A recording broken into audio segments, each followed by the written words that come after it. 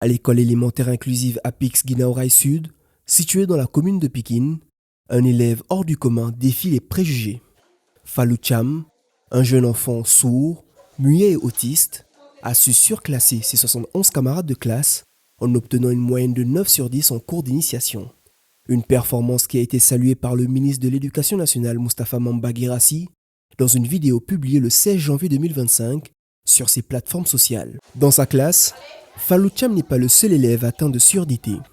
Il est accompagné de 2 autres enfants, Fatih et Seynabou. La particularité de cette école, c'est une école inclusive. Pourquoi inclusive? Parce qu'il y a des enfants déficients auditifs, des enfants sourds-muets qui ne parlent pas, qui n'entendent pas, qui sont insérés dans l'école où ils travaillent au même pied que les enfants dits enfants normaux. Au programme du jour, arithmétique. L'enseignante guide ses élèves à travers un exercice de calcul oral, tout en effectuant des gestes avec ses mains. Chacun s'applique à inscrire sa réponse sur son ardoise, concentré sur l'exercice. Quand vint le moment d'apporter la solution, plusieurs mains se lèvent, dont celle de Fallou Cham. Avec assurance, il se dirige vers le tableau pour y inscrire la réponse. Très bien, donc on a vu le nombre. On a vu le nombre. Bonne réponse. Il est ovationné par ses camarades en langue des signes. Donc pour communiquer avec Fallou, donc nous on a ce qu'on appelle l'auxiliaire. Là aussi, nous aussi on travaille avec des gestes, avec des signes. On est formé sur la langue des signes. Donc pour cela, pour communiquer avec eux, donc on fait ce qu'on appelle des gestes. Cette école accueille au total 12 enfants sourds répartis dans plusieurs classes. Ces élèves bénéficient d'un encadrement adapté grâce à l'appui de 6 auxiliaires de vie scolaire et d'enseignants formés à la langue des signes par l'ONG Humanité et Inclusion. Dans l'ombre de la maîtresse, Samedoundia et l'auxiliaire de vie scolaire interprètent simultanément les moindres explications de l'enseignante en langue des signes pour les 3 enfants de la classe. Le métier de AVS, il y a beaucoup de genres d'AVS. Il y a des AVS qui s'occupent des enfants comme ici, des enfants sourds, muets. Il y a aussi des AVS aussi qui s'occupent des enfants déficients intellectuels et d'autres déficiences aussi. Bon, en ce qui concerne ici à Apix, nous, on est chargé d'interpréter. On traduit en signe les paroles du maître ou de la maîtresse. On fait en sorte que l'enfant puisse comprendre comme les autres. Il y a des AVS qui sont au CI, comme moi. Il y a aussi des AVS qui sont au CP et dans les autres classes aussi. Dans chaque classe, il y a un AVS. Donc vous êtes constamment dans cette salle de classe? Ouais, on est tous les jours ici. Hein. On est tous les jours du matin au soir? Du matin au soir, comme les titulaires de classe. Son rôle ne se limite pas à la simple interprétation pour ses 3 élèves. Il veille également à leur concentration en classe, les ramenant à l'attention lorsque nécessaire et leur dispense fréquemment des cours de renforcement. Bien que l'école soit inclusive, les méthodes d'apprentissage sont parfois adaptées avec l'intégration de technologies. On utilise des différenciers. Souvent au moment des évaluations, nous on différencie les évaluations. Ou bien on différencie, par exemple, les exercices qu'on fait en classe, on les différencie.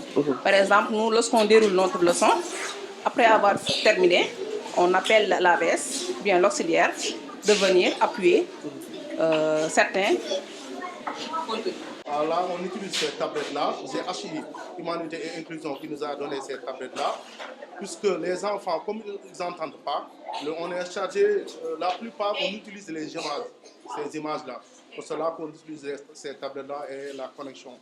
Pour que, comme ce sont des élèves du CI, la plupart des signes, ils ont des problèmes pour comprendre ça. On est obligé de traduire ça en images. Au sein de cet établissement, l'inclusion n'est pas un concept abstrait, mais une réalité vécue au quotidien. Chaque geste, chaque leçon, chaque moment est pensé pour offrir à tous les élèves, sans distinction, une chance égale de réussir. Ainsi, les méthodes d'évaluation des élèves atteints de surdité sont également spéciales. Voilà, concernant les évaluations, nous on évalue en même temps que les autres élèves. Maintenant, ce qui différencie souvent, c'est que parfois si on évalue il y a des choses, si on sent que cet élève-là ne comprend pas, on fait ce qu'on appelle une remédiation. Maintenant, concernant cette remédiation, soit on appelle l'auxiliaire pour qu'il appuie sur certains exercices en faisant des autres exercices. Maintenant, par exemple, il y a ce qu'on appelle la production d'écrit. Là, on ne le voit pas, mais quand on monte sur les autres classes, eux, ce qu'ils produisent, ce n'est pas la même chose. Par exemple, les phrases ne sont pas cohérentes. Hein? Ce n'est pas la même chose que les autres élèves. Eux, ils n'écrivent pas, par exemple, sujet, verbe, complément.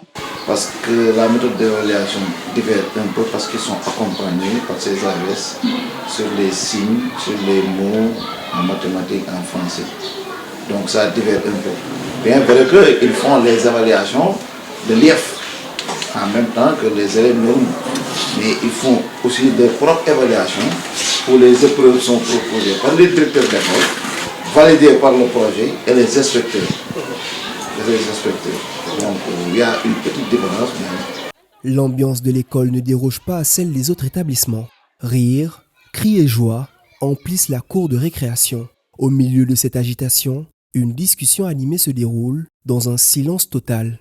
Quelques élèves sourds échangent dans un langage que seuls les initiés peuvent comprendre. Rapidement, d'autres enfants se joignent à eux. Bien que les moyens de communication varient parfois, la compréhension est toujours au rendez-vous. L'inclusion prônée par cette école dépasse les frontières de la classe. Oui, les enfants s'entendent bien. Souvent même, ils communiquent en même temps ensemble. Parce que nous aussi, quand on est là, quand on est en train de faire des S, eux aussi, ils vont faire aussi des S. Parce que cela permet aussi de communiquer avec les autres élèves. Parce qu'ils vont garder certains signes. Voilà. Il ne faut pas signer aussi avec seulement les handicaps. Il faut signer avec tous les élèves pour qu'ils puissent communiquer en dehors de la classe. En ce mardi, la classe de CIA et de service de nettoyage. Les 72 élèves s'activent à faire resplendir la cour de récréation. Prenant part à cette activité, Fallou Thiam s'applique dans la plus grande décontraction. Dans le cadre du programme de l'ONG Humanité et Inclusion, plusieurs parents ont été formés à la langue des signes pour pouvoir communiquer plus facilement avec leurs enfants. Toutefois, nombreux sont ceux qui n'ont pas encore bénéficié de cette formation. Une difficulté majeure pour l'apprentissage de leurs protégés. C'est le problème majeur. Parce que nous sommes formés, il y a les signes conventionnels, nous on utilise ASL, les parents qui ne sont pas encore formés. Parce qu'il faut préciser que HIO a formé certains parents. Mais ces dernières années, ces parents ne sont pas encore formés. Ils utilisent les signes conventionnels qui sont utilisés à la maison. C'est différent de ce qu'on nous apprend nous. L'enfant a des problèmes parce que des fois, lorsqu'ils viennent à classe, ces enfants-là, ils oublient les signes qu'on leur avait montrés la dernière fois. Puisque à la maison, les parents ne sont pas encore formés, donc ils utilisent d'autres signes. Je pense que si on pouvait harmoniser ces signes-là et former ces parents-là, ça aiderait beaucoup les enfants. À travers l'exemple de Fallou Thiam, le directeur de l'école espère que d'autres établissements ouvriront davantage leurs portes aux enfants en situation de handicap. Si vous faites tout l'élève de Pikine, pratiquement c'est la seule école. Donc vous voyez, ces enfants ont leur place à l'école. Ils ne doivent pas être stigmatisés, ils ne doivent pas être quelque part regardés de notre œil. Si on les intègre, qu'on les suive, ils parviendraient à réussir. Donc c'est un appel que je lance à tous les collègues, aux responsables de l'IEF, à l'État, de récupérer ces enfants et de les mettre dans les écoles. Mais toute chose, il y a un suivi, il faudra former les enseignants et ces AVS pour qu'ils puissent accompagner ces enfants. Donc il faut les intégrer à l'école et leur permettre d'étudier comme leurs camarades. Le responsable de l'établissement appelle également à une mobilisation accrue pour renforcer l'accompagnement de ces enfants et offrir davantage de moyens aux établissements souhaitant intégrer des élèves en situation de handicap. C'est des enfants qui passent la journée à l'école, surtout les mardis, les mercredis et les jeudis après-midi. Les prises en charge fait défaut. C'est nous les enseignants qui cotisons, comme pour nous aussi nous passons à l'école, nous cotisons.